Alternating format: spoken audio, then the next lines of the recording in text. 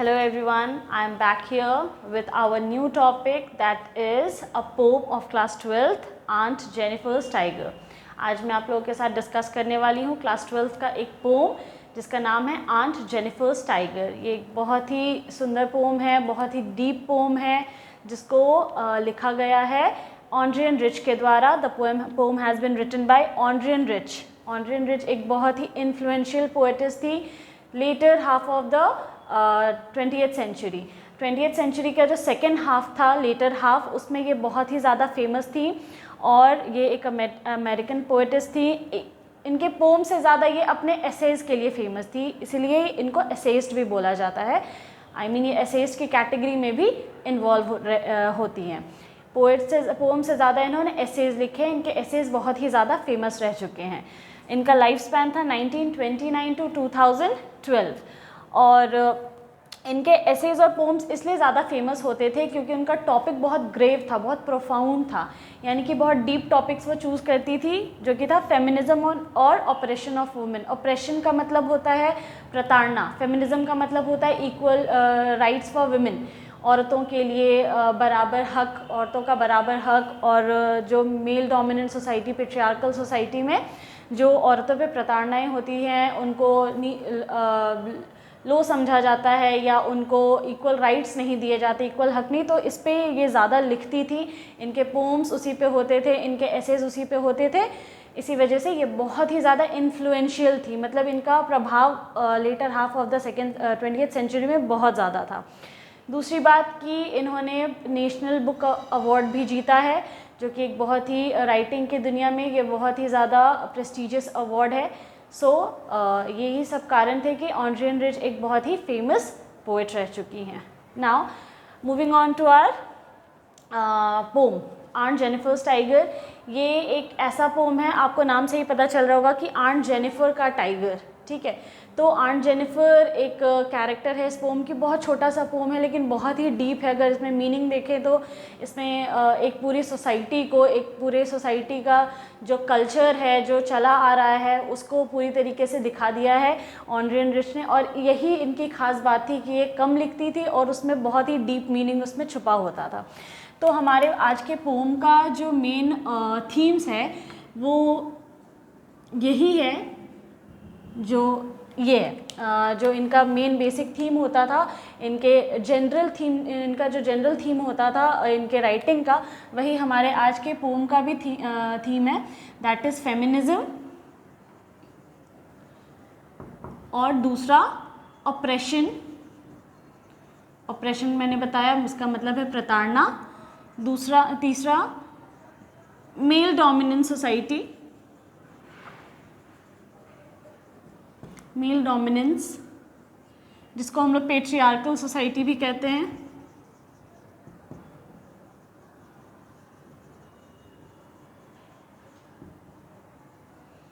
Alright, सो ये सारे जो थीम्स हैं वो इस पोम में डिस्कस किए गए हैं। कैसे आंट जेनिफर जो हैं वो एक अपने शौक़ को, अपने डिज़ायर्स को उस टाइगर के थ्रू, एक इमेजिनरी टाइगर के थ्रू दिखाती हैं। वो एक क्लोथ पे एम्ब्रॉयडरी कर रही हैं, उस पर एक टाइगर बना रही हैं और उस टाइगर के थ्रू वो अपने सारे डिज़ायर्स जो कि वो खुद नहीं कर पाती हैं क्योंकि वो एक मेल डोमिनेंट सोसाइटी में रहती हैं। वो एक शादी का बोझ उठा रही हैं जिसमें वो खुश नहीं है, जिस शादी से वो, और बहुत साल बीत गए हैं उनकी शादी को, बहुत साल हो चुके हैं, लेकिन वो उसी ज़िंदगी को जिए जा रही हैं नाखुश होकर के, और अब वो कुछ कर नहीं सकती हैं। इसलिए वो अपने डिज़ायर को, अपनी चाहत को, अपने ख्वाहिशों को किस तरीके से उस टाइगर के थ्रू एक्सप्रेस करती है। वो टाइगर सिंबल है उनके डिज़ायर्स का, उनके शौक़ का, उनके खुशियों का, कि वो कैसे जीना चाहती थी और वो नहीं जी पाई, तो वो उस टाइगर के थ्रू उसको सिंबलाइज़ करती हैं। यही इस पूरे पोम में दिखाया गया है। और ये सारी चीज़ों को वो किस तरीके से, कैसे मेल डोमिनेंट सोसाइटी में, पेट्रियार्कल सोसाइटी में वो दब के रह गई, उन्होंने अपने सारी इच्छाओं को मार दिया। ऑपरेशन का मतलब किस तरीके से वो अपने प्रताड़ित होती रहीं, एक शादी का बोझ उठाती रहीं और अपने शौक़ को बयान नहीं कर पाई, बोल नहीं पाई, अपने डिज़ायर्स को, अपनी चाहत को कभी सामने नहीं रख पाई। तो वो इक्वल राइट जो वो चाहती थी उनको कभी भी वो नहीं मिला। सो यही सारी चीज़ें हमारे पोम में दिखाई गई हैं। ओके इसमें बहुत सारे कन्फ्लिक्ट्स हैं, कन्फ्लिक्ट यानी वाद विवाद है, डिस्प्यूट है, इश्यूज़ है जिससे वो स्ट्रगल कर रही हैं. It is not clearly mention but लेकिन वो पोम में आपको लाइन बाय लाइन समझ में आएगा कि what she is going through, किस तरीके से अप्रेस रह रही हैं, किस तरीके से वो झेल रही हैं अपनी शादी को और आगे भी उनको झेलना पड़ेगा, वो पीछा नहीं छुड़ा सकती हैं. And that is the bitter truth of the society कि कैसे सोसाइटी लोग क्या बोलेंगे, डाइवोर्स हो जाएगा या अगर मेरा पति मुझे छोड़ देगा. So these kind of things, ये बर्डन लेकर के औरतें जीती रहती हैं, सारी प्रताड़नाओं को सहती रहती हैं, लेकिन उससे आगे उस मैरिज से वो निकल नहीं पाती हैं और ज़िंदगी भर उसका बोझ ढोती हैं. So these kind of things she wanted to express through her poem, and that is the main theme of the poem. Now let's get started. We shall start the poem. Aunt Jennifer's tiger prance across a screen, bright topaz, denizens of a world of green. They do not fear the men beneath the tree, they pace in sleek chivalric certainty. Now सबसे पहला line जो है वो aunt Jennifer's tiger prance across a screen. आपने कभी embroidery करते हुए देखा होगा औरतों को, वो एक फ्रेम होता है, एक स्क्रीन होता है जिसको वो कपड़ा जिस पे होता है और इस तरीके से ऐसे फ्रेम लगा होता है, उस पर वो क्या करती है, एम्ब्रॉयडरी करती हैं. ठीक है, तो ये एक स्क्रीन है जिस पे वो क्या कर रही है, अपने वो टाइगर बना रही है धागे से एम्ब्रॉयडरी करते हुए उस स्क्रीन पे.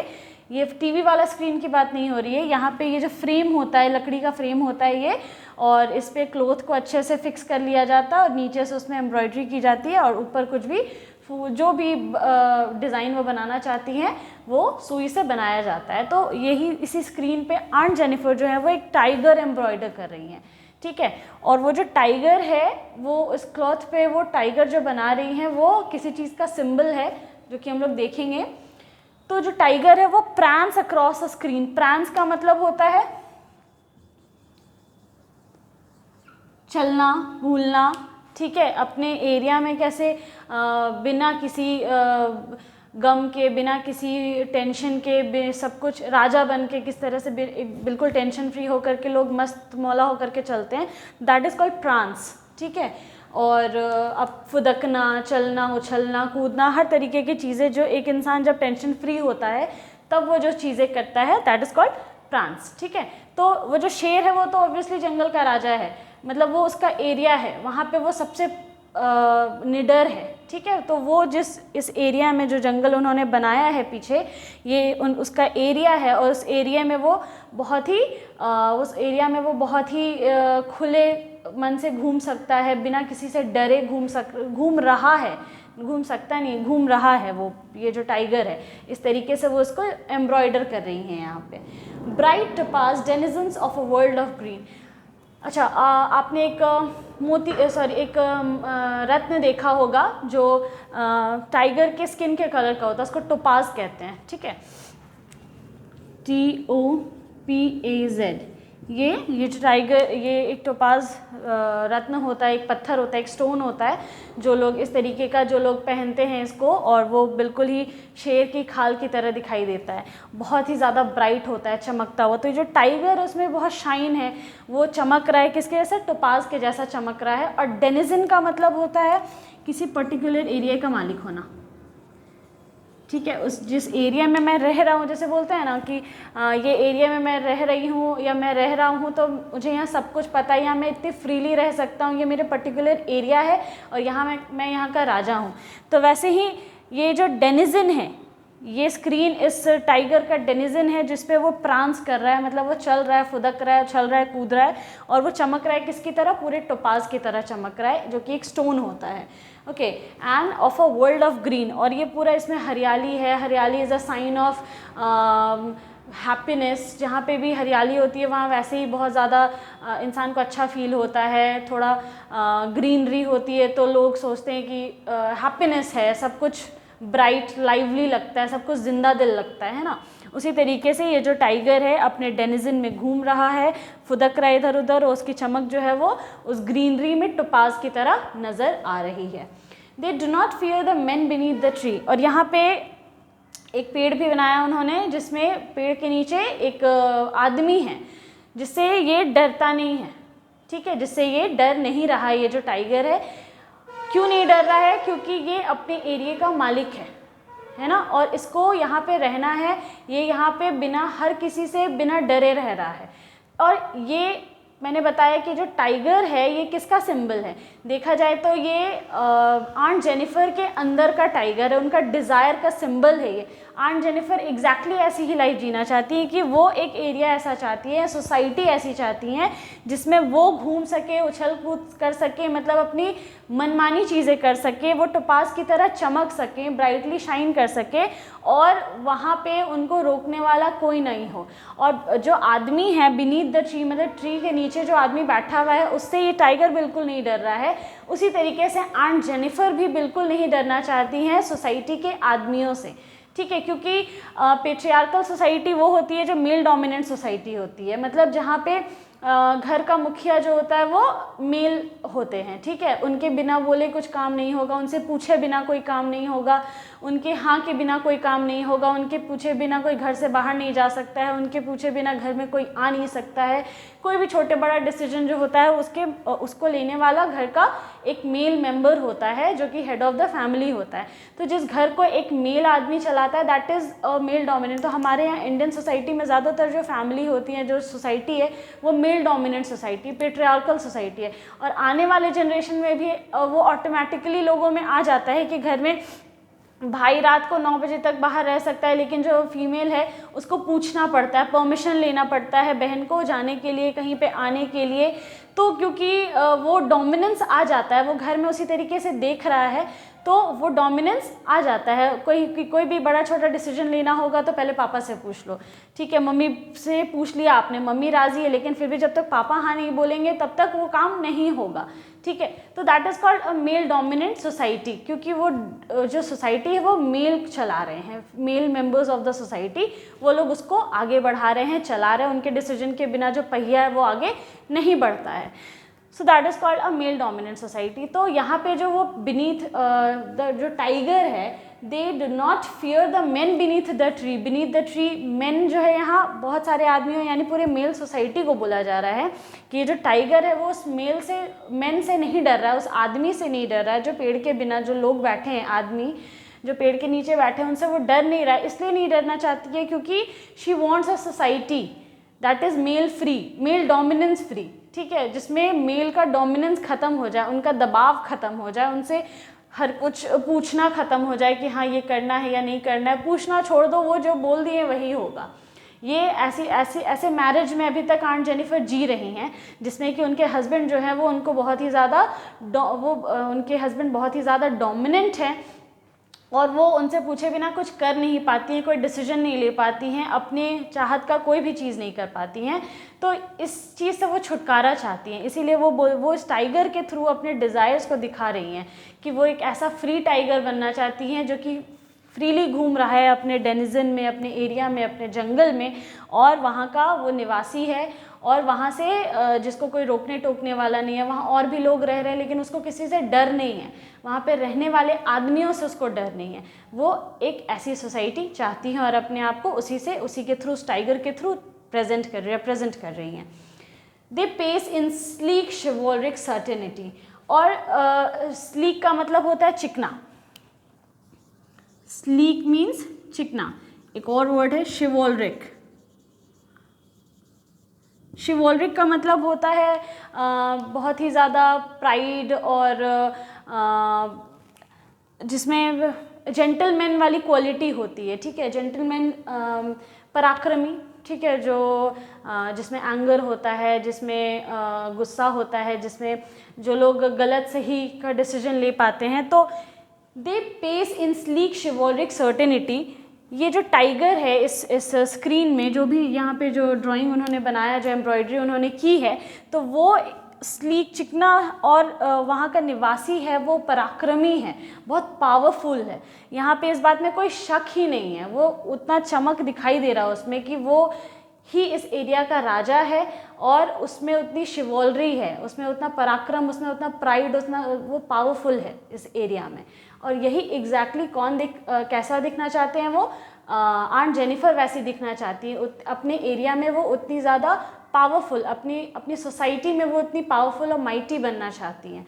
ऑल राइट, सो दैट उनको कोई आकर के डोमिनेंट नहीं करे, कोई आकर के उनको दबाए नहीं, कोई उनको अपने हिसाब से चलना ना सिखाए, उनकी इच्छाओं को ना मारे, ठीक है। So these are the characteristics that she wants in her embroidery and that is she representing according to her embroidery। वो अपने embroidery में जो टाइगर बनाई हैं उसके थ्रू ये सारी चीज़ों को वो represent करती हैं। Moving on to the second stanza, second stanza में हम लोग देखते हैं क्या होता है। Aunt Jennifer's finger fluttering through her wool. अब आंट जेनिफर इतनी ज़्यादा डोमिनेंट रह चुकी हैं अपने लाइफ में, उनके हस्बैंड ने उनको इतना ज़्यादा डोमिनेंट कर दिया है कि उनके हाथ जो है वो कांप रहे हैं इस टाइगर को ड्रॉ करने में, जो कि असली नहीं है। ये टाइगर बिल्कुल भी असली नहीं है और इसको वो अपना ही, ये टाइगर से ये पता चल रहा है कि ये आंट जेनिफर है, ये भी नहीं मालूम पड़ रहा है। स्टिल आंट जेनिफर उस टाइगर को ड्रॉ करते हुए वो इतनी ज़्यादा डरी हुई हैं कि उनके हाथ जो है वो कांप रहे हैं, उनसे पतली सी सुई नहीं निकल रही है, ठीक है। तो सोचो वो अपने कितनी ज़्यादा वो डोमिनेंट अपने मैरिज में रह चुकी हैं, कितना ज़्यादा वो ऑप्रेस हो चुकी हैं अपने एंटायर लाइफ में और किस तरीके के सोसाइटी में वो अभी तक रही हैं। Okay, find even the ivory needle hard to pull. वो उनका हाथ इतना ज़्यादा कांप रहा है, फ्लटर कर रहा है, शेक कर रहा है कि वो एक पतली सी सुई को भी खींच नहीं पा रही हैं। The massive weight of uncle's wedding band sits heavily upon aunt Jennifer's hand. और उनके हाथ में एक रिंग है, वेडिंग रिंग, जिसको बैंड बोला गया है, और वो उस बोझ को नहीं उठा पा रही हैं। उनका जो हाथ है वो क्यों काँप रहा है? क्योंकि उनको, उनके दिमाग में कहीं ना कहीं वो डर है, उनके हस्बैंड का डर, कि उनके हस्बैंड को पता चलेगा उनकी सारी इच्छाओं के बारे में कि वो ऐसे जीना चाहती हैं तो पता नहीं क्या होगा। तो वो डर है उनके, और वो जो बैंड है वो शादी का उनको बोझ लग रहा है। That wedding band, wedding ring, वो उनको बार बार याद दिला रहा है उनकी शादी की, जो कि जिससे वो कभी भी खुश नहीं रही हैं अपने एंटायर लाइफ में, हमेशा से वो ऑप्रेस ही रही हैं, लेकिन स्टिल वो उनको उस चीज़ को, उस बोझ को उठा करके चल रही हैं अभी भी। और उनको याद आ रहा है बार बार कि किस तरीके से अगर उनके हस्बैंड को ये बात मालूम चल जाती है तो फिर उनके डिज़ायर्स का क्या होगा। वो एक्सप्रेस तक नहीं कर सकती है अपने डिज़ायर्स को।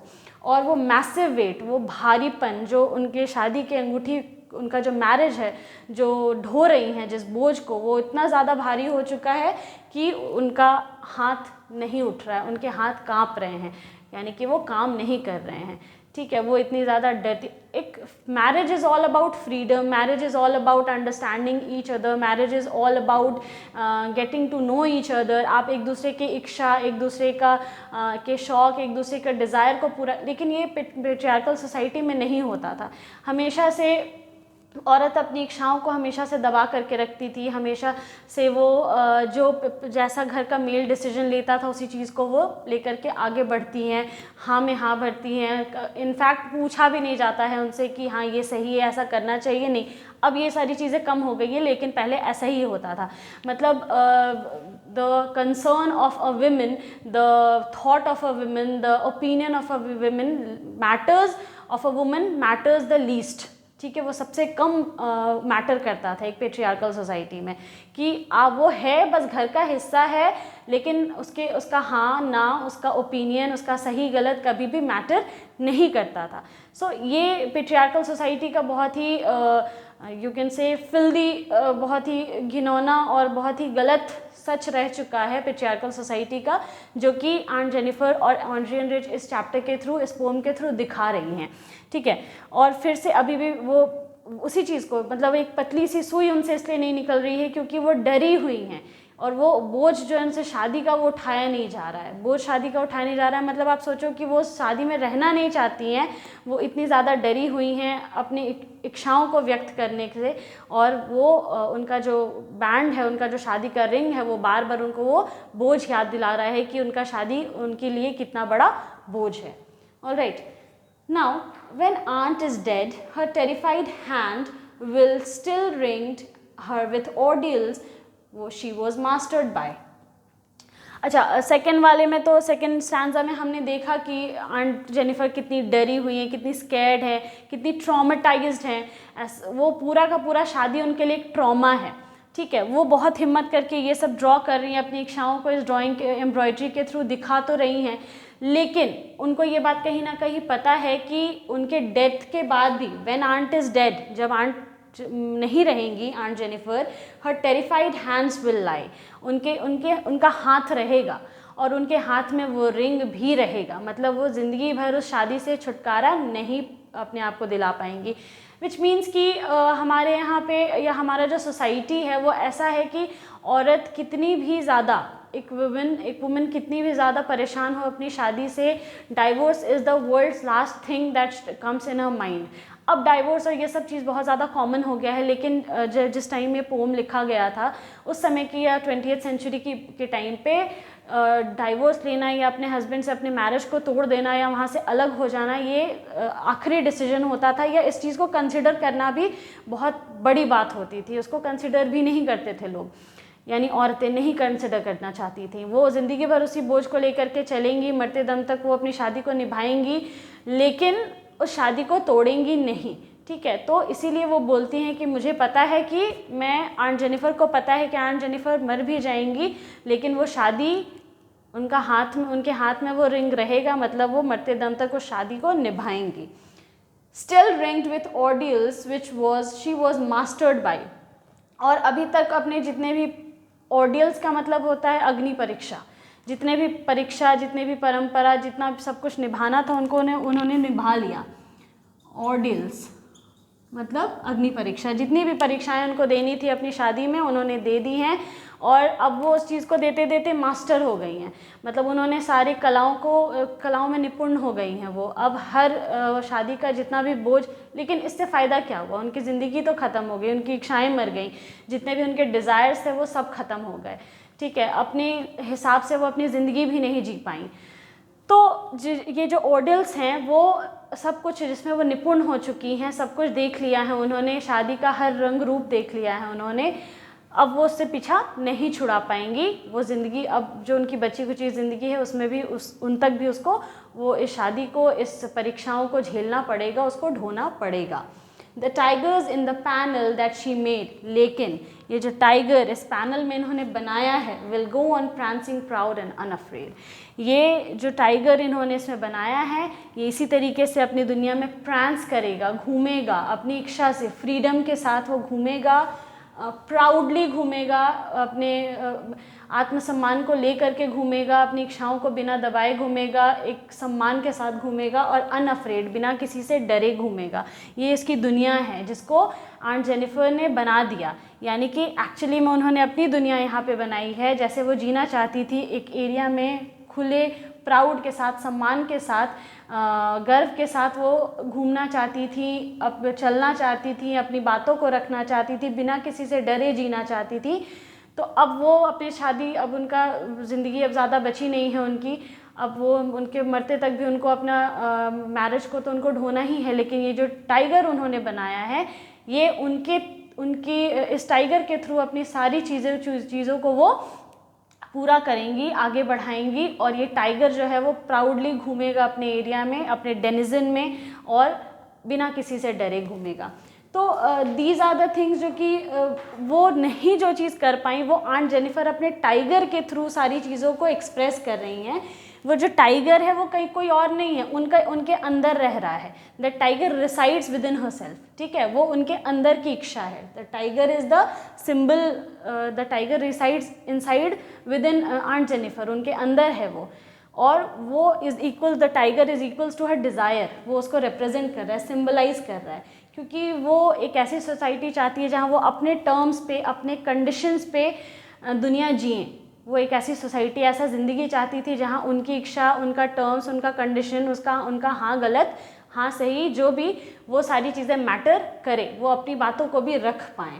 ओके, और एक मेल डोमिनेंट सोसाइटी में उनकी भी अपनी एक पहचान चाहती थी वो।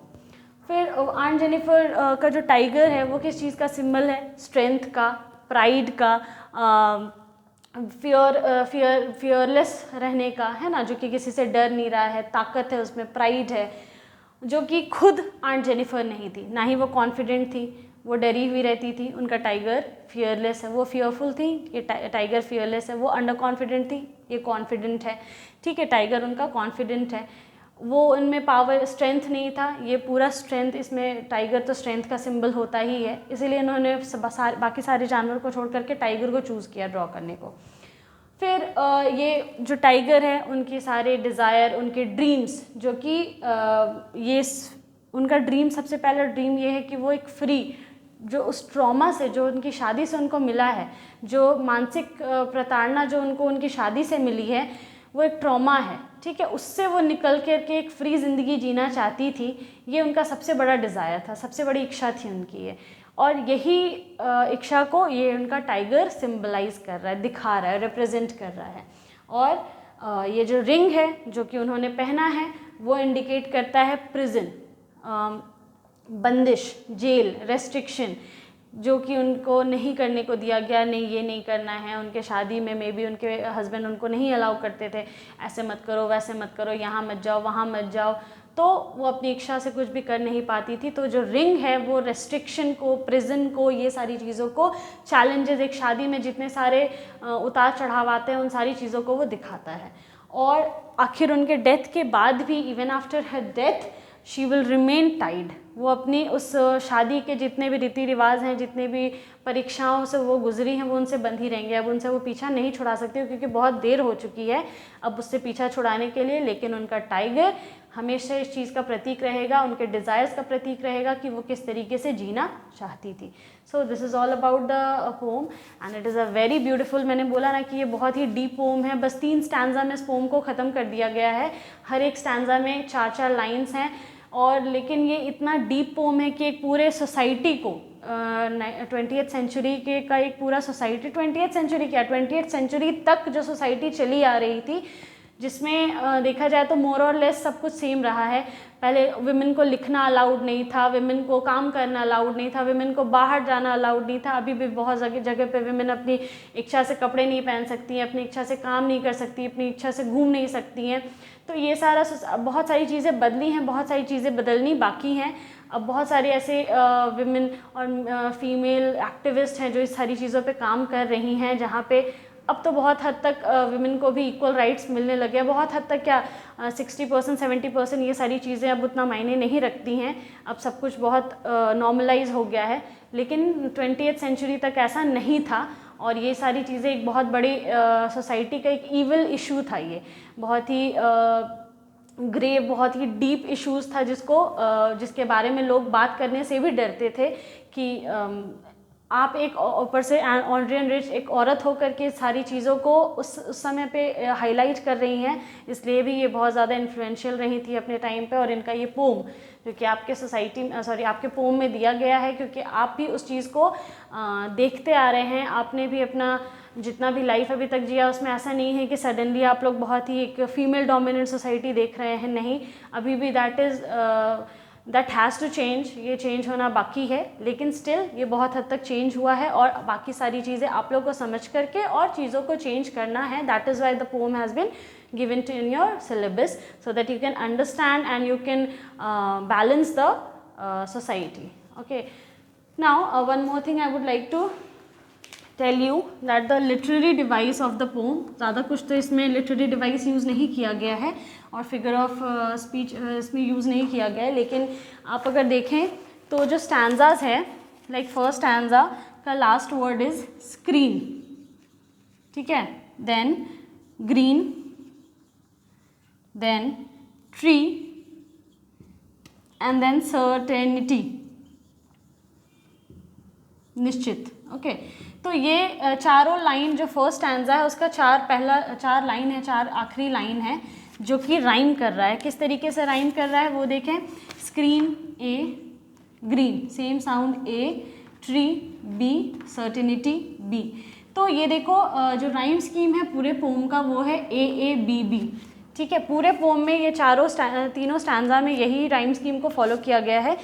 Aunt Jennifer's finger fluttering through her wool, even the ivory needed hard to pull, wool pull, same sound. Then the massive weight of uncle's wedding band sits heavily upon Aunt Jennifer's hand. Band hand, wool pull, band hand. तो wool pull A, then band hand B. Again A B B। Last stanza में भी lie, by, made, afraid, तो lie और by same sound A, then made and afraid B B। तो rhyming scheme, the whole poem contains the rhyme scheme that is A B B। पूरे poem में यही rhyme scheme use किया गया है तीनों स्टैंजा में। So this is very easy. मैंने आपको बताया था कि राइम स्कीम किसी किसी पोम में सारे स्टैंजाज में सेम होता है, किसी किसी में सारे स्टैंजा में अलग अलग अलग होता है। तो that you have to find according to the last lines, last words of the poem. Last word को पढ़ना है, उसके साउंड को, उसके रिदम को मैच करना है, and then you have to find out the rhyme scheme, और उसके हिसाब से आपको राइम स्कीम को फाइंड करना है। Okay, so I hope you understood the pome. Thank you.